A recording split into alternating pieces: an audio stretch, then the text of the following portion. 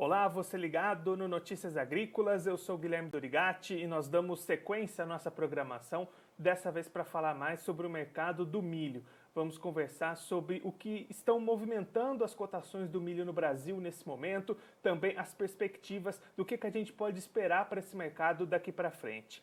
Quem vai conversar com a gente sobre esse assunto é o Anderson Galvão, ele que é analista da Celeris Consultoria, já está aqui conosco por vídeo, então seja muito bem-vindo, Anderson, é um prazer tê-lo aqui no Notícias Agrícolas. Boa tarde, Guilherme, boa tarde a todos os telespectadores aí do Notícias Agrícolas e, primeiramente, um feliz 2021, com muita saúde, muita tranquilidade aí para todo mundo. Anderson, a gente começou o ano com as cotações do milho bastante em alta aqui no Brasil. Nessa semana a gente chegou até os R$90 na B3 em alguma parte ali do dia. O que tem sustentado essas cotações tão altas nesse começo de ano? Olha, acho que esse aqui é um linguajar de mercado antigo de Chicago e da própria Bovespa lá, da BMF lá atrás, né? Isso aqui é uma verdadeira corrida de touros, né?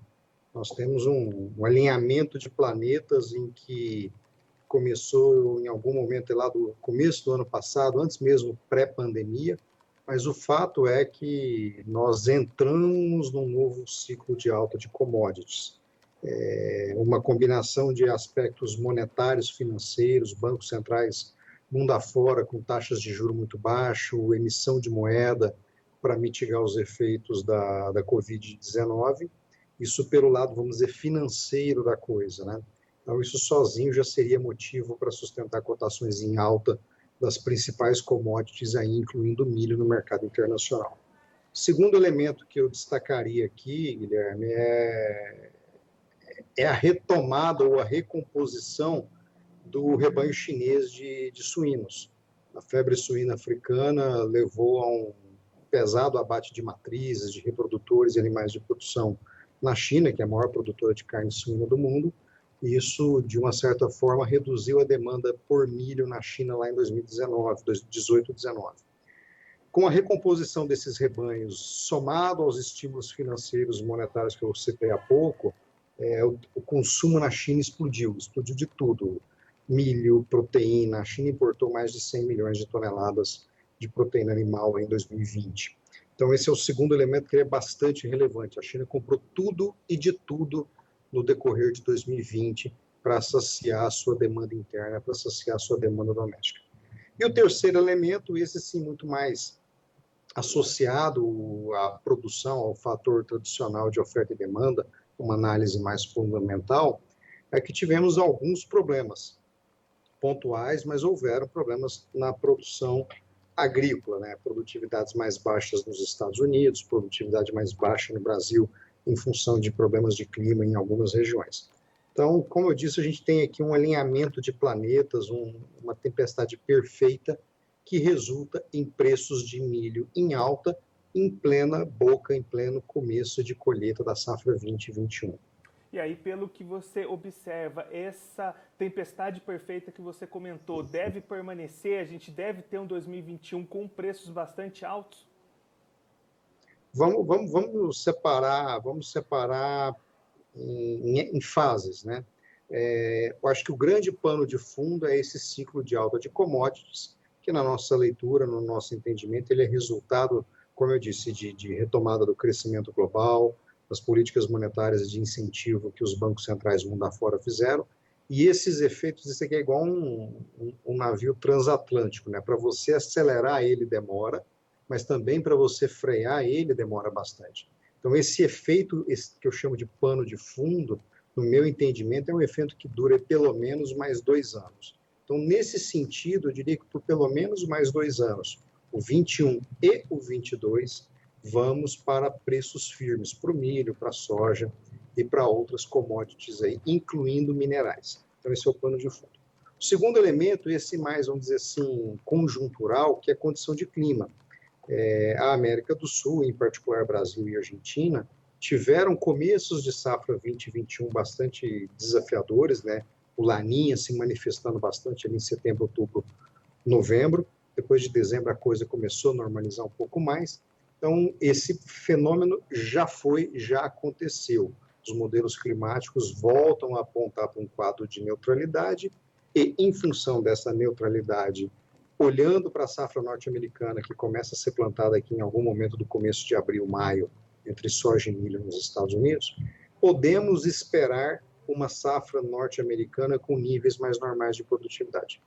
De toda forma, de toda sorte, mesmo uma safra normal nos Estados Unidos só vai repor estoque, só vai normalizar a condição de oferta lá em 22. Então, nesse sentido, o entendimento aqui na casa, o entendimento aqui na consultoria, é que o produtor brasileiro, pensando preços em dólares, eles continuarão vendendo milho, vendendo soja, vendendo boi, vendendo café, em preços bastante elevados em dólar, surfando esse movimento de alta. E aí, quando a gente transfere esse cenário aqui dentro para o Brasil, para o mercado interno, o mercado físico, esse cenário permanece, a gente também deve ter cotações em alta? Esse cenário permanece, e aí trazendo para o mercado interno, a gente tem a incerteza, a volatilidade da taxa de câmbio. O câmbio hoje vamos pegar na última semana aqui, desde o dia 8 aí de janeiro, ele voltou a trabalhar em patamares na casa dos R$ 5,40 por dólar. Também a gente teve um anúncio confirmando já uma leitura do mercado de que a inflação veio acima do centro da meta, na verdade veio acima do teto, veio a quase 4,9% o IPCA. Então, em algum momento, o Banco Central no Brasil terá que tomar medidas para controlar esse efeito inflacionário da desvalorização do real. Porque se o litro de óleo de soja sobe no supermercado, se o quilo da carne de frango sobe no supermercado, essa alta é principalmente consequência da forte desvalorização que o real teve.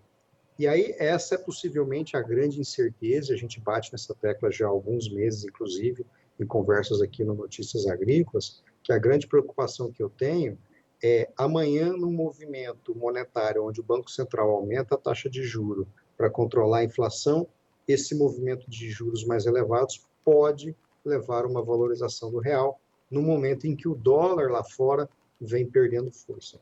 Valorização do real aqui eu não estou dizendo nada escandalosamente forte, não estou falando aqui voltar para 4,20, como alguns modelos estatísticos até sinalizam. Estou falando voltar para uma casa de 4,70, 4,80 reais por dólar. Isso é bastante factível, e num cenário igual a esse, a gente está falando aí de milho perder 15, 20 reais na formação do preço por saca. Então, Anderson, além dessa questão cambial, existem alguns outros fatores limitantes para essa alta ou realmente vai ficar dependendo dessa movimentação de câmbio?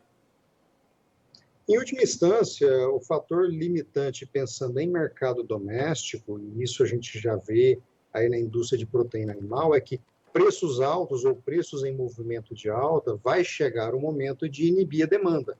Em algum momento, aquele granjeiro menos estruturado, aquele produtor de proteína animal que não consegue repassar aumento de custos para o preço do produto final, ou seja, a proteína animal, então, em algum momento, o preço em alta inibe demanda. E, em passando a inibir demanda, possivelmente a gente encontra um teto nas cotações do milho. E aí, Anderson, hoje a gente consegue apontar qual seria esse limite, esse teto que começaria a limitar essa demanda? A gente consegue ter uma ideia de qual seria esse valor? Olha, aqui a gente está falando do mundo da planilha Excel, né? No mundo da planilha Excel, milho na casa de R$ 90 o saco na porta da granja, já nos níveis atuais do preço da proteína animal, já compromete bastante a capacidade financeira, a capacidade econômica dessas atividades. Eu diria que a gente já está perto desse teto. Aí tem o dilema, que com o cenário favorável e a China se tornando de fato, o fato esperado já há muitos anos, mas que agora em 2020 e em 2021 se torna verdade, é que a China virou importadora de milho. Então, olha que situação paradoxal, né? Eventualmente a granja brasileira pode até parar de consumir, pode até reduzir seu consumo, mas a China vai importar ou vai consumir esse excedente de milho que porventura exista no mercado doméstico. E aí, esse patamar, qual seria o patamar que a granja brasileira, esse consumidor de milho brasileiro, passaria a ser mais interessante ele buscar esse produto fora do Brasil, recorrer aí às importações? O tema de buscar produto fora do Brasil, isso foi uma discussão muito no segundo semestre de 2020, é que o preço do milho, como commodity, ele é precificado em dólar e segue as dinâmicas de oferta e demanda global. Então, trazer milho para fora do Brasil, de fora para dentro, não vai resolver o quadro de abastecimento. Por quê?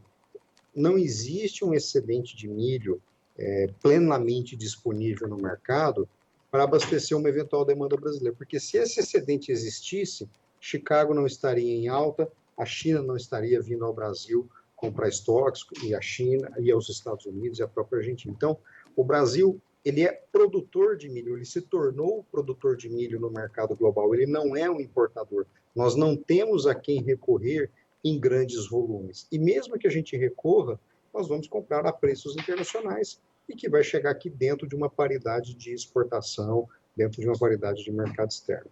Segundo elemento da importação é que a importação pode até resolver o problema, pode até apagar algum incêndio de consumidores que estejam muito próximos dos portos. Mas eu não vejo um produtor, um consumidor de milho, produtor de frango em Goiás, no Mato Grosso do Sul, ou até mesmo em regiões do interior de Minas, que a conta logística torne esse milho importado ainda mais caro.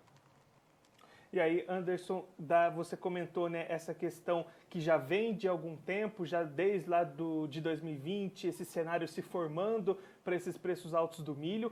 Aqui no Notícias Agrícolas, no final de 2019, você deu uma entrevista para a gente e disse que o milho poderia chegar aos R$ 60 em 2020. Esse patamar chegou Já e ficou foi barato, superado bastante, já ficou bastante para trás. Que patamar a gente pode esperar para 2021? Vamos fazer aí mais uma adivinhação, já que a outra foi acertada e foi superada até. Olha, eu vou falar aqui de uma realidade da BR-163, que é onde o custo logístico é o mais caro e, consequentemente, o preço do milho no Brasil tende a ser o mais barato.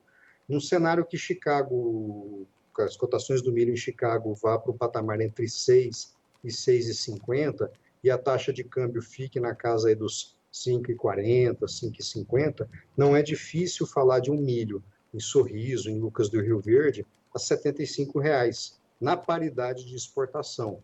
Com isso, num cenário de mercado demandado, igual a gente tem agora, a gente pode dizer que milho no Mato Grosso pode valer R$ 80 uma saca. É quase uma piada recorrente que começou a circular no mercado o ano passado, é que milho está no preço de soja agora, né? Anderson, muito obrigado pela sua participação, por ajudar a gente a compreender melhor todo esse cenário para o mercado do milho. Se você quiser deixar mais algum recado ou alguma mensagem final para aquele produtor que está acompanhando a gente, pode ficar à vontade. Olha, Guilherme, acho que a mensagem final, ontem mesmo aqui no escritório, teve um produtor rural que é cliente nosso, produz uma área considerável aqui no Triângulo Mineiro, e essa é a dor, essa é a angústia de todo produtor. Poxa, eu vendi soja a R$ 140 e agora ela está a 150. Eu vendi milho a 50, ele está a 60. E eu perdi dinheiro.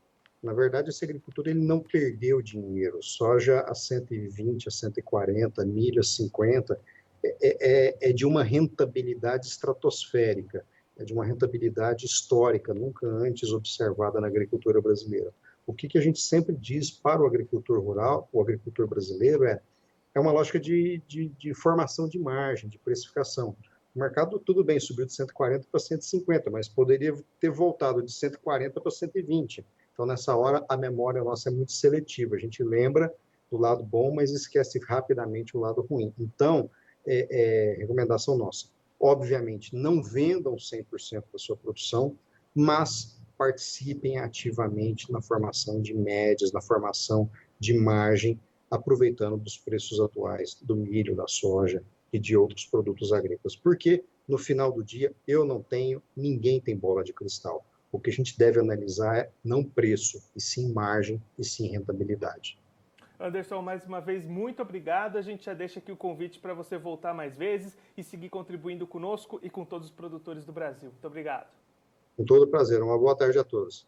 Esse, o Anderson Galvão, ele que é analista de mercado da Celeris Consultoria, conversou com a gente para explicar um pouquinho as últimas movimentações do mercado do milho, tanto aqui no Brasil como também no cenário internacional, e o que a gente pode esperar desse mercado daqui para frente. O Anderson começou detalhando as movimentações que fizeram esses preços chegarem aos patamares atuais, uma tempestade perfeita, nas palavras do Anderson Galvão, que congruíram vários fatores para levar esses preços até esses patamares, o que na analogia feita pelo Anderson é um navio transatlântico, demora para acelerar e uma vez acelerado também demora para desacelerar. Com isso, a expectativa do analista da Celeris Consultoria é que esses cenários de preços altos, esses patamares elevados para o milho, devam permanecer no mercado durante 2021 e durante 2022, pelo menos nos próximos 2 anos, de preços bastante elevados para o milho,